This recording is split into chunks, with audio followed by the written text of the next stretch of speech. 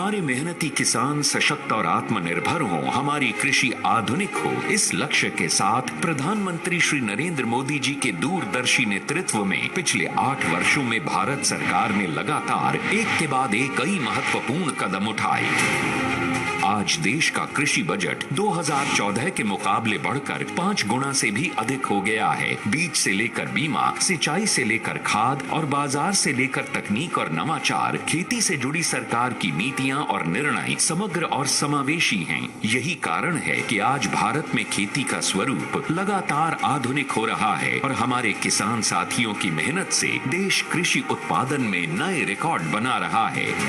आज खेती में तकनीक के साथ हमारे पारंपरिक श्रेष्ठ तरीकों को भी बढ़ावा मिल रहा है और प्राकृतिक खेती पर भी विशेष फोकस है। इसी कड़ी में किसानों के हितों के लिए प्रतिबद्ध भारत सरकार ने किसानों की खेती से जुड़ी छोटी छोटी जरूरतों को पूरा करने के लिए एक बड़ा निर्णय लिया। पीएम किसान सम्मान निधि योजना यानी पीएम किसान के तहत किसान भाई बहनों को सीधे उनके बैंक खातों में साल के 6,000 रुपए 3 समान किस्तों में दिए जाते हैं। पीएम किसान सम्मान निधि भारत के किसानों का बहुत बड़ा संबल बनी है। हर बार हर किस्त समय से हर साल हजारों करोड़ रुपए का ट्रांसफर बिना किसी बिचौलिए के, बिना किसी कमीशन के। पहले कोई कल्पना भी नहीं कर सकता था कि भारत में ऐसा भी हो सकता है। किसानों के हितों के लिए समर्पित प्रधानमंत्री जी के इसी विजन के साथ पीएम किसान के तहत अब तक 11 करोड़ से अधिक किसानों को 2 लाख करोड़ रुपए से अधिक की सम्मान राशि दी जा चुकी है। सदी की सबसे बड़ी महामारी के दौरान दी गई 1,60,000 करोड़ रुपए से अधिक की सम्मान राशि ने किसानों को बड़ी राहत पहुंचाई। महामारी के दौरान भी देश का कृषि उत्पादन शानदार रहा। दुनिया की सबसे बड़ी डायरेक्ट बेनिफिट ट्रांसफर योजनाओं में से एक पीएम किसान की सराहना IMF जैसी वैश्विक संस्थाओं ने भी की है।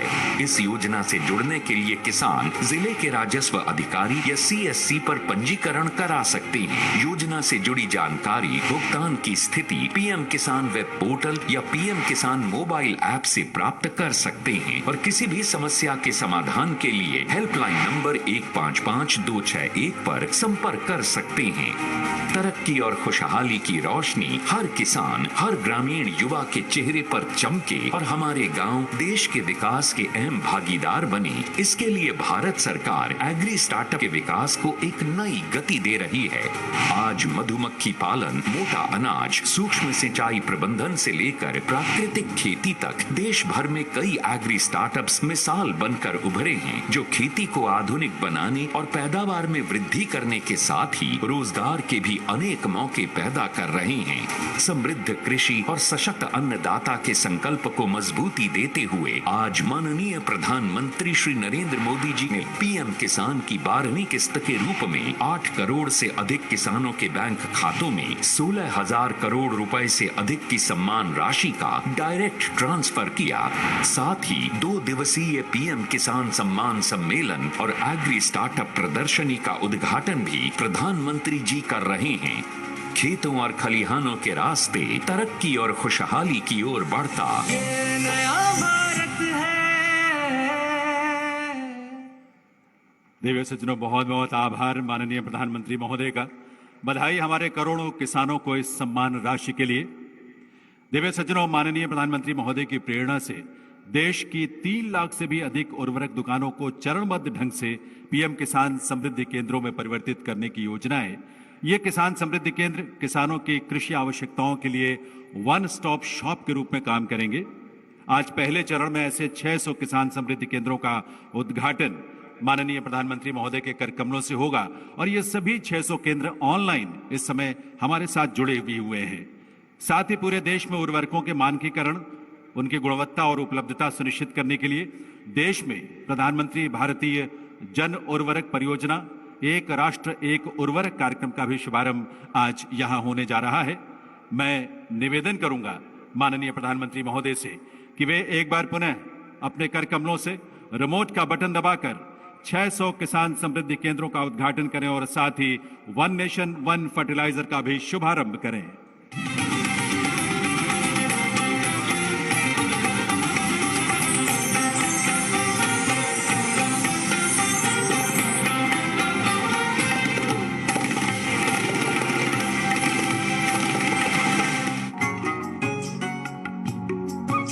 हमारे यशस्वी प्रधानमंत्री श्री नरेंद्र मोदी जी के दूरदर्शी नेतृत्व में भारत सरकार पिछले 8 वर्षों से कृषि क्षेत्र को आधुनिक और मेहनतकश किसानों को सशक्त और खुशहाल बनाने के लिए ठोस कदम उठा रही है। इसी कड़ी में एक महत्वपूर्ण पहल के तहत आज से देश में जिला स्तर पर शुरू होने वाले 600 प्रधानमंत्री किसान समृद्धि केंद्रों के माध्यम से किसानों को सारी सुविधाएं एक ही छत के नीचे उचित दाम पर उपलब्ध हो सकेंगी।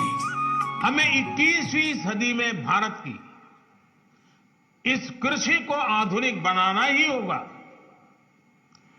और इसी का बीड़ा देश के करोड़ों किसानों ने भी उठाया है और सरकार भी उनके साथ कंधे से कंधा मिला करके आगे बढ़ने के लिए कृत संकल्प है। इन सुविधाओं में मुख्य रूप से विभिन्न प्रकार की खादें, बीज, कीटनाशक, मशीनरी के साथ कृषि संबंधी अन्य सुविधाएं जैसे कि मिट्टी परीक्षण एवं बीज परीक्षण की सुविधाएं भी एक ही स्थान पर उपलब्ध होंगी। इन केंद्रों पर भारतीय वैज्ञानिकों द्वारा विश्व में पहली बार विकसित किया गया नैनो यूरिया भी मिल सकेगा।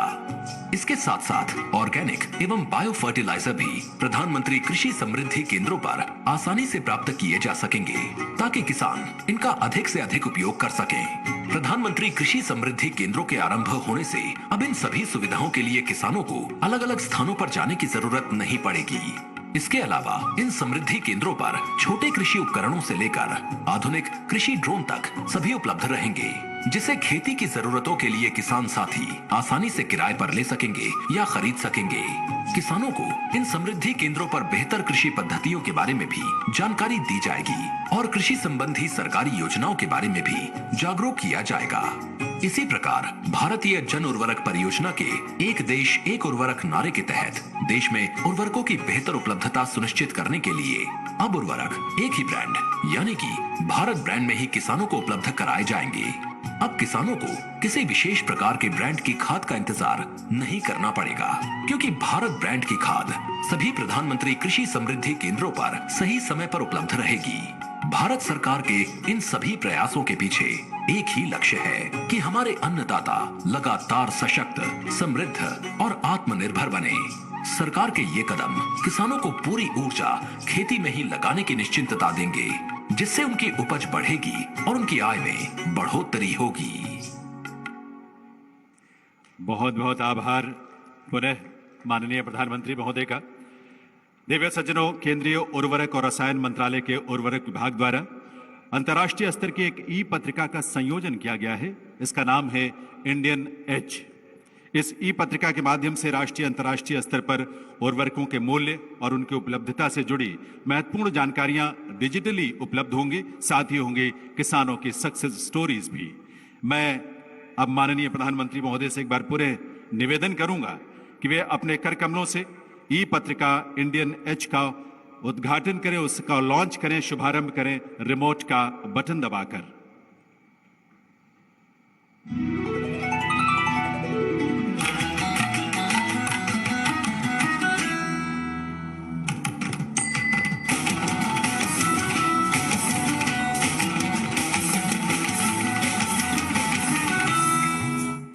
भारत के यशस्वी प्रधानमंत्री श्री नरेंद्र मोदी जी के विजन के साथ भारत सरकार द्वारा तैयार की गई अंतर्राष्ट्रीय ई मैगजीन इंडियन एज के आज हुए लोकार्पण से उर्वरक क्षेत्र में सूचना के आदान प्रदान में नई क्रांति की शुरुआत होगी। इस मैगजीन के माध्यम से विश्व स्तर पर उर्वरकों के तात्कालिक मूल्यों की जानकारी मिल सकेगी, जिससे उर्वरकों की देश में समुचित व्यवस्था करने में सहायता मिल सकेगी। उर्वरक विभाग के प्रयासों से तैयार की गई ये मैगजीन भारत का अंतर्राष्ट्रीय स्तर पर इस तरह का पहला प्रयास है। इस अंतर्राष्ट्रीय मैगजीन के माध्यम से न केवल देश के भीतर उर्वरकों की उपलब्धता तथा कृषि संबंधी नई तकनीकियाँ और जानकारियाँ प्राप्त हो सकेंगी, जिसका सीधा लाभ देश के किसानों को मिलेगा, बल्कि वैश्विक समुदाय को भी भारतीय कृषि एवं उर्वरक क्षेत्र के बारे में विभिन्न जानकारियाँ प्राप्त होंगी। आभार माननीय प्रधानमंत्री महोदय का। देवे सज्जनों, माननीय प्रधानमंत्री महोदय ने देश में कृषि क्षेत्र और किसानों के मन में अपने संकल्पों से जो भरोसा और खुशहाली का बीज बोया था, आज वो पौधा पुष्पित पल्लवित हो रहा है। महोदय, आपकी प्रेरणा और प्रयासों से कृषि क्षेत्र में एक नई आशा, एक नई ऊर्जा का संचार हुआ है और आज का दिन देश के किसानों के लिए ऐतिहासिक दिन है, जब इस विशाल किसान सम्मान सम्मेलन के मंच से आज पुनः माननीय प्रधानमंत्री महोदय हम सबका मार्गदर्शन करेंगे, हमें संबोधित करेंगे। देवी सज्जनों, आप सबके करतल ध्वनि के साथ आइए निवेदन करें माननीय प्रधानमंत्री श्री नरेंद्र मोदी जी से कि वे इस अवसर पर अपने संबोधन से हम सबका मार्गदर्शन करें।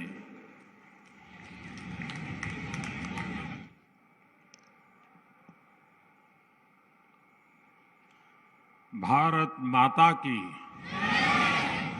भारत माता की,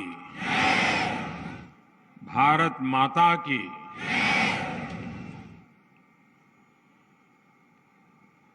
त्योहारों की गूंज सुनाई दे रही है चारों तरफ। दिवाली दरवाजे पर दस्तक दे रही है और आज एक ऐसा अवसर है,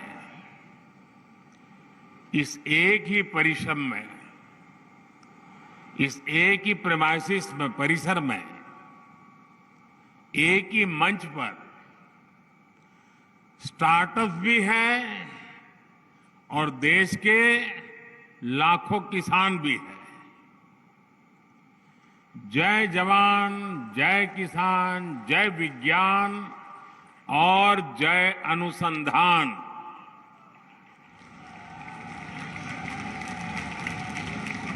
एक प्रकार से ये समारोह इस मंत्र का जीवंत स्वरूप हमें नजर आ रहा है। साथियों, भारत की खेती के सभी बड़े भागीदार आज रूबरू में और वर्चुअली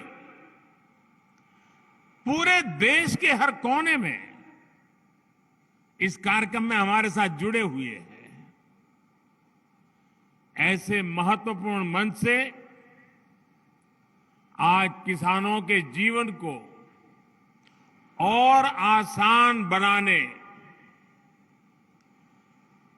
किसानों को और अधिक समृद्ध बनाने और हमारी कृषि व्यवस्थाओं को और आधुनिक बनाने की दिशा में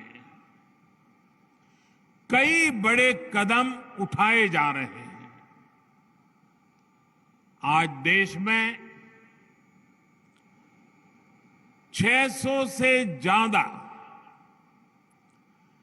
प्रधानमंत्री किसान समृद्धि केंद्रों की शुरुआत हो रही है और मैं अभी यहां जो प्रदर्शनी लगी है उसे देख रहा था। एक से बढ़कर एक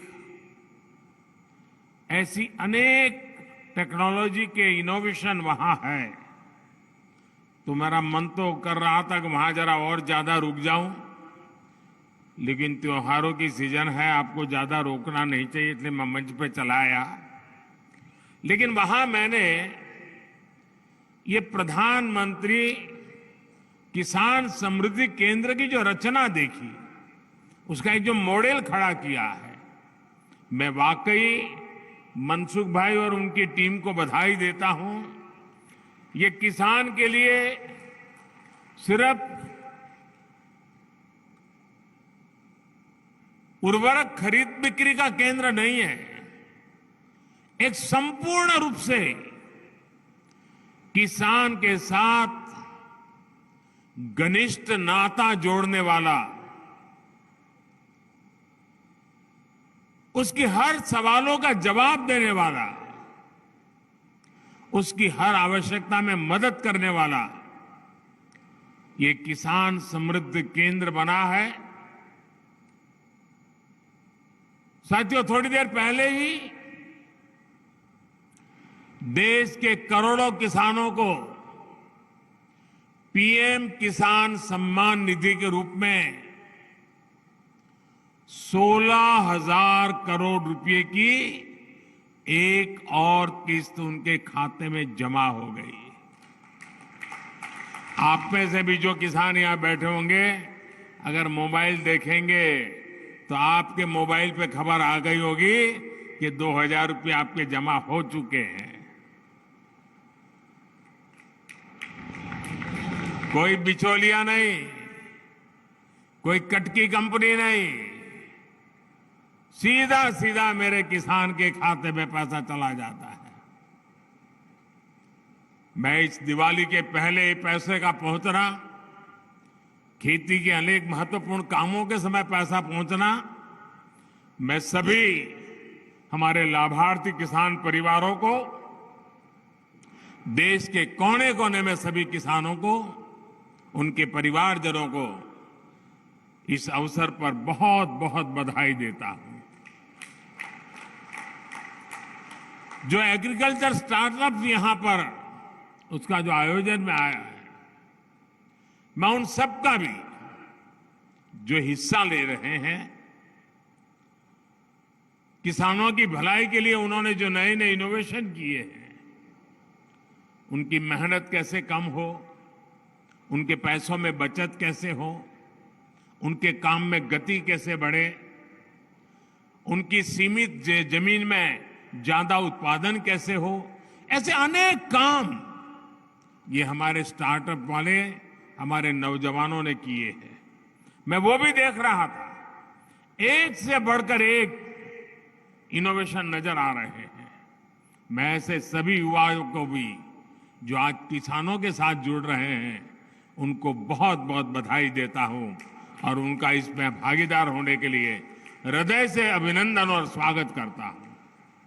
साथियों, आज वन नेशन वन फर्टिलाइजर इसके रूप में किसानों को सस्ती और क्वालिटी खाद भारत ब्रांड के तहत उपलब्ध कराने की योजना है। ये शुरू हो गया आज। 2014 से पहले फर्टिलाइजर सेक्टर में कितने बड़े संकट थे, कैसे यूरिया की कालाबाजारी होती थी, कैसे किसानों का हक छीना जाता था और बदले में किसानों को लाठियां झेलनी पड़ती थी। ये हमारे किसान भाई बहन 2014 के पहले के वो दिन कभी नहीं भूल सकते। देश में यूरिया के बड़े बड़े कारखाने बरसों पहले ही बंद हो चुके थे, क्योंकि एक नई दुनिया खड़ी हो गई थी। इंपोर्ट करने से कई लोगों के घर भरते थे, जेब भरते थे, इसलिए यहां कारखाने बंद होने में उनका आनंद था। हमने यूरिया की 100% नीम कोटिंग करके उसकी कालाबाजारी रुकवाई। हमने बरसों से बंद पड़े देश के 6 सबसे बड़े यूरिया कारखानों को फिर से शुरू करने के लिए मेहनत की है। साथियों, अब तो यूरिया उत्पादन में आत्मनिर्भरता के लिए भारत अब तेजी से लिक्विड नैनो यूरिया, प्रवाही नैनो यूरिया की तरफ बढ़ रहा है। नैनो यूरिया कम खर्च में अधिक प्रोडक्शन का माध्यम है। एक बोरी यूरिया, आप सोचिए, एक बोरी यूरिया को जिसके लिए जरूरत लगती है, वो काम हम नैनो यूरिया की एक छोटी सी बोतल से हो जाता है। ये विज्ञान का कमाल है, टेक्नोलॉजी का कमाल है, और इसके कारण किसानों को ये यूरिया के बोरे लाना ले जाना, उसकी मेहनत, ट्रांसपोर्टेशन का खर्चा और घर में भी जाकर के रखने के लिए जगह, ये सब मुसीबतों से मुक्ति।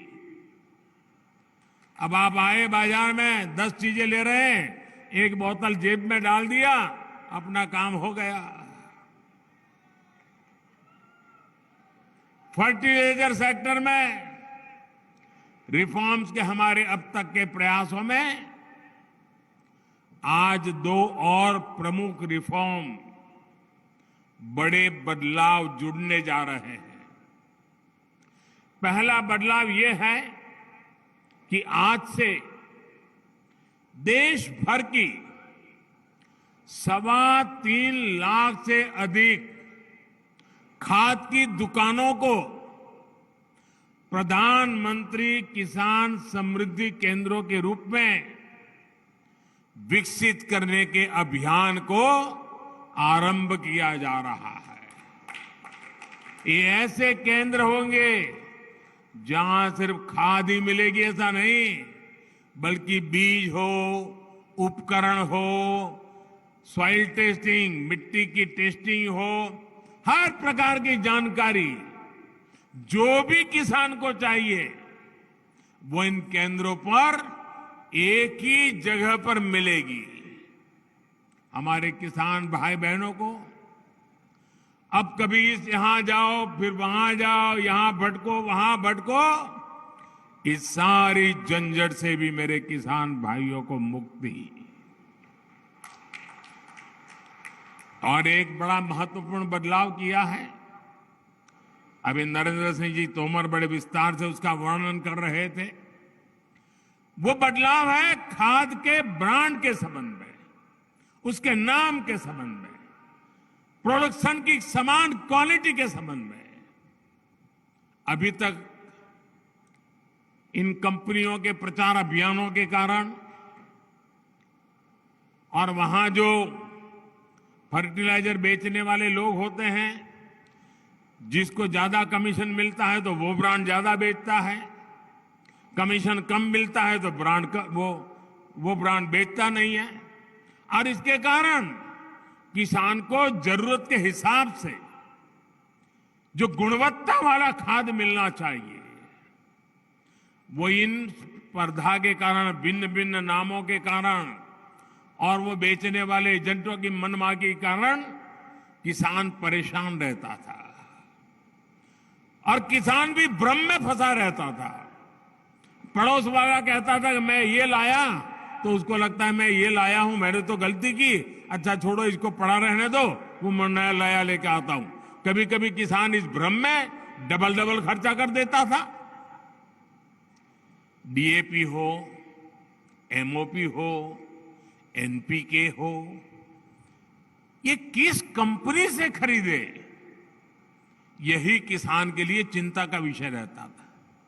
ज्यादा मसूर खाद के फेरे में कई बार ऐसा भी ज्यादा देना पड़ता था, और मान लीजिए उसके दिमाग में एक ब्रांड भर गई है, वो नहीं मिला और दूसरा लेना पड़ा, तो वो सोचता है चलो इसमें जरा पहले 1 किलो उपयोग करता था, अब 2 किलो करूं, क्योंकि ब्रांड दूसरी आई है पता नहीं कैसे, मतलब उसका खर्चा भी ज्यादा हो जाता था।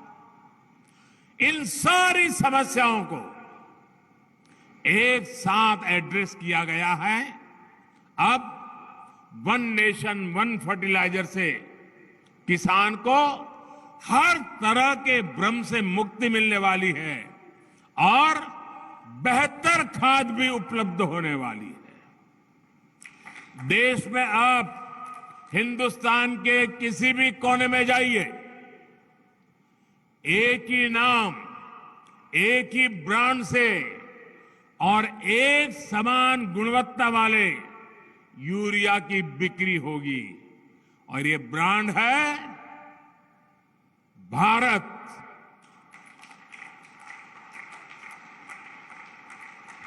अब देश में यूरिया भारत ब्रांड से ही मिलेगी। जब पूरे देश में फर्टिलाइजर का ब्रांड एक ही होगा तो कंपनी के नाम पर फर्टिलाइजर को लेकर होने वाली मारामारी भी खत्म हो जाएगी। इससे फर्टिलाइजर की कीमत भी कम होगी, खाद तेजी से पर्याप्त मात्रा में उपलब्ध होगा। साथियों, आज देश में लगभग 85% हमारे जो किसान हैं वो छोटे किसान हैं। 1 हेक्टर 1.5 हेक्टर से ज्यादा जमीन नहीं है इनके पास। और इतना ही नहीं, समय के साथ जब परिवार का विस्तार होता है, परिवार बढ़ता है, तो उतनी छोटे से टुकड़े के भी टुकड़े हो जाते हैं। जमीन और छोटे छोटे टुकड़े में विभाजित हो जाती है। और आजकल जलवायु परिवर्तन देखते हैं हम। दिवाली तो आ गई, बारिश जाने का नाम नहीं ले रही है। प्राकृतिक प्रकोप चलता रहता है। साथियों, उसी प्रकार से अगर मिट्टी खराब होगी, अगर हमारी धरती माता की तबीयत ठीक नहीं रहेगी, हमारी धरती माता ही बीमार रहेगी, तो हमारी मां, उसकी उपजाऊ क्षमता भी घटेगी, पानी की सेहत खराब होगी, तो और समस्याएं होगी। ये सब कुछ किसान अपनी रोजमर्रा की जिंदगी में अनुभव करता है। ऐसी स्थिति में खेती की पैदावार को बढ़ाने के लिए, अच्छी उपज के लिए हमें खेती में नई व्यवस्थाओं का निर्माण करना ही होगा। ज्यादा वैज्ञानिक पद्धति को, ज्यादा टेक्नोलॉजी को खुले मन से अपनाना ही होगा। इसी सोच के साथ हमने कृषि क्षेत्र में वैज्ञानिक पद्धतियों को बढ़ाने, टेक्नोलॉजी के ज्यादा से ज्यादा इस्तेमाल पर बल दिया है। आज देश में किसानों को 22 करोड़ सॉयल हेल्थ कार्ड दिए जा चुके हैं, ताकि उन्हें मिट्टी की सेहत की सही जानकारी मिले। हम अच्छी से अच्छी क्वालिटी के बीज किसानों को मिले, इसके लिए वैज्ञानिक तरीके से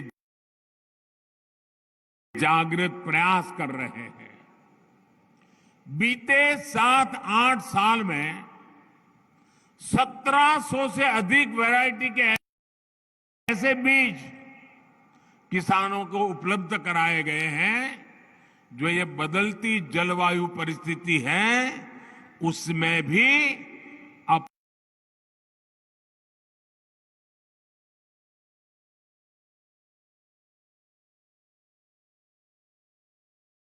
अपना मकसद पूरा कर सकते हैं, अनुकूल रहते हैं। हमारे यहां जो पारंपरिक मोटे अनाज मिलेट्स होते हैं, उनके बीजों की गुणवत्ता बढ़ाने के लिए भी आज देश में अनेक हब्स बनाए जा रहे हैं। भारत के मोटे अनाज पूरी दुनिया में प्रोत्साहन पाए, इसके लिए सरकार के प्रयासों से अगले वर्ष पूरी दुनिया में मोटे अनाज का अंतर्राष्ट्रीय वर्ष भी घोषित किया गया है।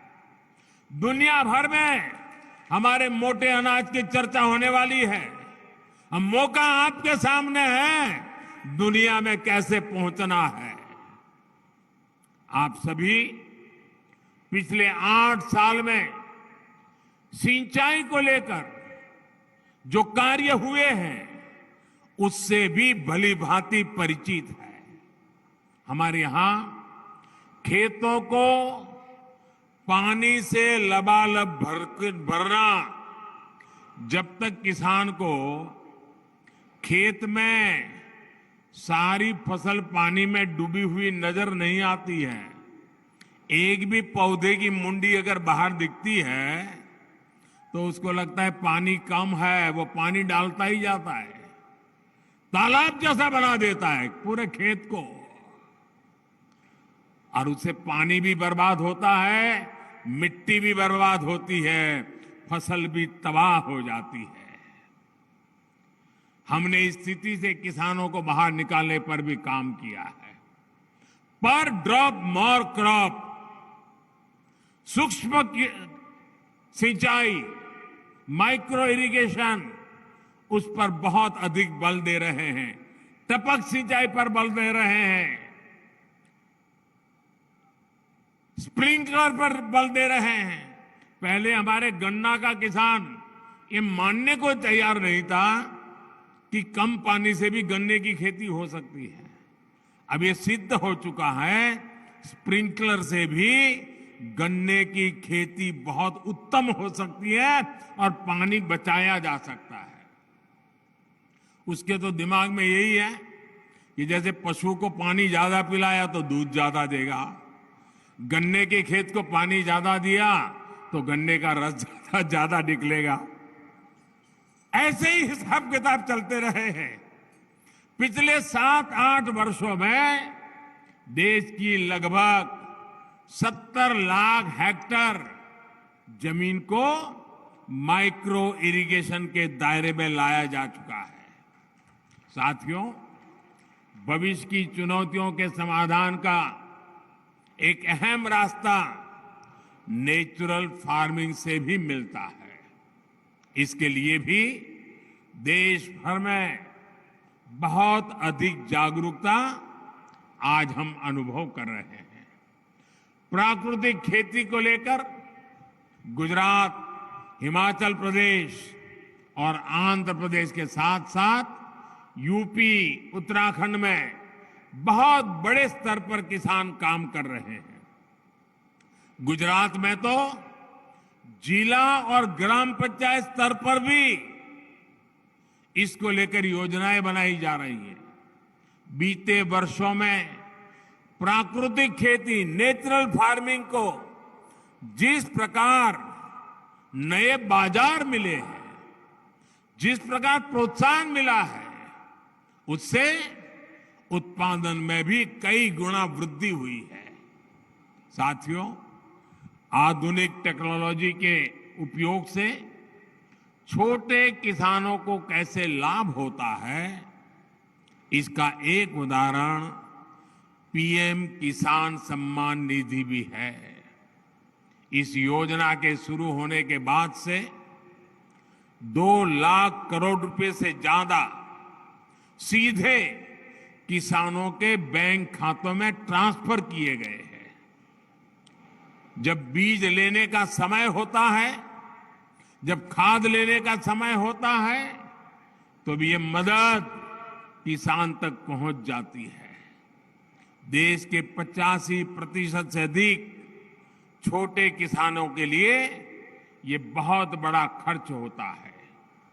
आज देश भर के किसान मुझे बताते हैं कि पीएम किसान निधि ने उनकी बहुत बड़ी चिंता को कम कर दिया है।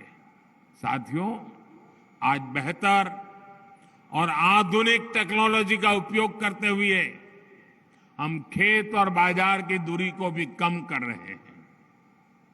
इसका भी सबसे बड़ा लाभार्थी हमारा छोटा किसान ही है, जो फल, सब्जी, दूध, मछली जैसे जल्दी खराब होने वाले उत्पादों से जुड़ा हुआ है। किसान रेल और कृषि उड़ान हवाई सेवा से इसमें छोटे किसानों को भी बहुत लाभ मिला है। ये आधुनिक सुविधाएं आज किसानों के खेतों को देश भर के बड़े शहरों से, विदेश के बाजारों से कनेक्ट कर रही है। इसका एक परिणाम ये भी हुआ है कि कृषि क्षेत्र से एक्सपोर्ट अब उन देश को भी होने लगा है, जहां पहले कोई सोच भी नहीं सकता था। कृषि निर्यात की बात करें तो भारत दुनिया के टॉप 10 कंट्रीज में है। आज दुनिया के 10 प्रमुख देशों में है। कोरोना की रुकावटों के बावजूद भी 2 साल मुसीबत में गए, उसके बावजूद भी हमारे कृषि निर्यात में 18% की वृद्धि हुई है। गुजरात से बड़े पैमाने पर कमलम फ्रूट, जिसको बाहरी भाषा में ड्रैगन फ्रूट कहते हैं, भारत में उसको कमलम फ्रूट कह रहे, आज विदेश जा रहा है। हिमाचल से पहली बार ब्लैक गार्लिक का एक्सपोर्ट हुआ है। असम का बर्मीज अंगूर, लद्दाख की खुबानी, जलगांव का केला या भागलपुरी जरदारी आम, ऐसे अनेक फल हैं जो विदेशी बाजारों को भा रहे हैं। वन डिस्ट्रिक्ट वन प्रोडक्ट जैसी योजनाओं के तहत ऐसे उत्पादों को आज प्रोत्साहन दिया जा रहा है। आज जिला स्तर पर एक्सपोर्ट हब भी बनाए जा रहे हैं, जिसका लाभ किसानों को हो रहा है। साथियों, आज प्रोसेस्ड फूड में भी हमारी हिस्सेदारी बहुत अधिक बढ़ रही है। इससे किसानों को उपज के ज्यादा दाम मिलने के रास्ते खुल रहे हैं। उत्तराखंड का मोटा अनाज पहली बार डेनमार्क में गया। इसी प्रकार कर्नाटक का ऑर्गेनिक जैकफ्रूट पाउडर भी नए बाजारों में पहुंच रहा है। अब त्रिपुरा भी इसके लिए तैयारी करने लगा है। ये बीज हमने पिछले 8 वर्षों में बोए हैं, जिसकी फसल अब पकनी शुरू हो गई है।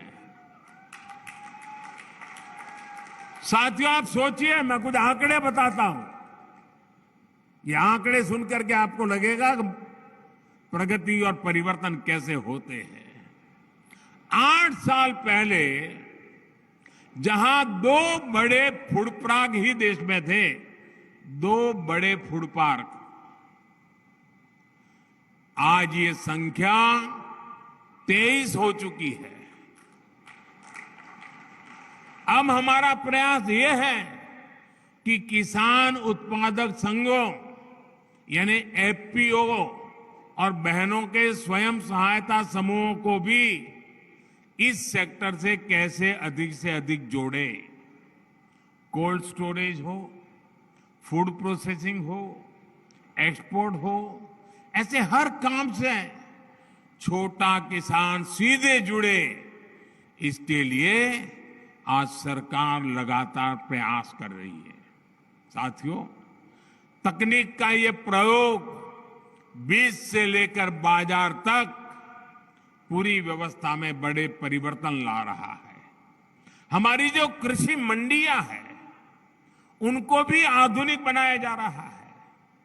वही टेक्नोलॉजी के माध्यम से किसान घर बैठे ही देश की किसी भी मंडी में अपनी उपज बेच सके, ये भी ई नाम के माध्यम से किया जा रहा है। ई नाम से अब तक देश के 2.25 करोड़ से ज्यादा किसान और 2.5 लाख से अधिक व्यापारी जुड़ चुके हैं। आपको ये जानकर के भी खुशी होगी कि अभी तक इसके माध्यम से 2 लाख करोड़ रुपए से अधिक की लेन देन हुई है। आपने देखा होगा, आज देश के गांवों में जमीन के घर के नक्शे बनाकर किसानों को प्रॉपर्टी कार्ड भी दिए जा रहे हैं। इन सभी कामों के लिए ड्रोन जैसी टेक्नोलॉजी, आधुनिक टेक्नोलॉजी का उपयोग किया जा रहा है। साथियों, खेती को ज्यादा से ज्यादा लाभकारी बनाने के लिए आधुनिक टेक्नोलॉजी को उपयोग को हमारे स्टार्टअप नए युग में ले जा सकते हैं। आज यहां इतनी बड़ी संख्या में स्टार्टअप से जुड़े साथी मौजूद हैं। बीते 7-8 सालों में खेती में स्टार्टअप की संख्या, ये भी आंकड़ा सुन लीजिए, पहले 100 थे, 100, आज 3000 से ज्यादा स्टार्टअप खेती में टेक्नोलॉजी पे काम कर रहे हैं। ये स्टार्टअप, ये इनोवेटिव युवा, ये भारत की टैलेंट, भारतीय कृषि का, भारत की ग्रामीण अर्थव्यवस्था का भविष्य नए सिरे से लिख रही है। लागत से लेकर ट्रांसपोर्टेशन तक की हर समस्या का समाधान हमारे स्टार्टअप्स के पास है। अब देखिए, किसान ड्रोन से ही किसान का जीवन कितना आसान होने वाला है। मिट्टी कैसी है, मिट्टी को कौन सी खाद चाहिए, कितनी सिंचाई चाहिए, बीमारी कौन सी है, दवाई कौन सी चाहिए, इसका अनुमान ड्रोन लगा सकता है और आपको सही मार्गदर्शन दे सकता है। दवाई का स्प्रे करना है तो ड्रोन उसी हिस्से में स्प्रे करता है जहां जरूरत है, जितनी जरूरत है। इससे स्प्रे और खाद की बर्बादी भी रुकेगी और किसान के शरीर पर जो केमिकल गिरता है उससे भी मेरा किसान भाई बहन बच जाएगा। भाई और बहनों, आज एक और बहुत बड़ी चुनौती है जिसका जिक्र मैं आप सभी किसान साथियों, हमारे इनोवेटर्स के सामने जरूर करना रहूं। आत्मनिर्भरता पर इतना बल मैं क्यों दे रहा हूं और खेती की, किसानों की इसमें क्या भूमिका है, ये हम सबको समझ करके मिशन मोड में काम करने की जरूरत है। आज सबसे अधिक खर्च जिन चीजों को आयात करने में हमारा होता है वो खाने का तेल है, फर्टिलाइजर है, कच्चा तेल है। इनको खरीदने के लिए ही हर साल लाखों करोड़ रुपए हमारे दूसरे देशों को देना पड़ता है। विदेशों में जब कोई समस्या आती है तो इसका बुरा असर हमारे यहां पर भी पड़ता है। अब जैसे पहले कोरोना आया, हम मुश्किलें झेलते झेलते दिन निकाल रहे थे, रास्ते खोज रहे थे। अभी कोरोना तो पूरा नहीं हुआ तो लड़ाई छिड़ गई। और ये ऐसी जगह जहां हम बहुत सी बातें वहां से खरीदते थे, जहां से ज्यादा हमारे पास जरूरतें थी, वही देश लड़ाइयों में उलझे हुए हैं। उन ऐसे ही देशों पर इन लड़ाई का प्रभाव भी ज्यादा हुआ है। अब खाद को ही लीजिए, यूरिया हो, डीएपी हो या फिर दूसरे फर्टिलाइजर, ये आज दुनिया के बाजारों में दिन रात इतनी तेजी से महंगे होते जा रहे हैं, इतना आर्थिक बोझ पड़ रहा है जो हमारे देश को झेलना पड़ रहा है। आज हम विदेशों से 75-80 रुपये किलो के हिसाब से यूरिया खरीदते हैं, लेकिन हमारे देश के किसान पर बोझ न पड़े, हमारे किसान, उन पर कोई नया संकट न आए, जो 70-80 रुपये में हमारा यूरिया हम आज बाहर से लाते हैं, हम किसानों को 5 या 6 रुपये में पहुंचाते हैं भाइयों, ताकि मेरे किसान भाइयों बहनों को कष्ट न हो, किसानों को कम कीमत में खाद मिले। इसके लिए इस वर्ष अब इसके कारण सरकारें खजाने पर बोझ आता है, कई कामों को करने में रुकावटें खड़ी हो जाती हैं। इस वर्ष लगभग 2.5 लाख करोड़ रुपया केंद्र सरकार का सिर्फ ये यूरिया के पीछे हमको लगाना पड़ रहा है। भाइयों और बहनों, आयात पर हो रहे खर्च को कम करने के लिए, देश को आत्मनिर्भर बनाने के लिए हम सब ने मिलकर के संकल्प करना ही होगा। हम सब ने मिलकर के उस दिशा में चलना ही होगा। हम सब ने मिलकर के विदेशों से खाने के लिए चीजें लानी पड़े, खेती के लिए चीजें लानी पड़े, इसमें से मुक्त होने का संकल्प करना ही पड़ेगा।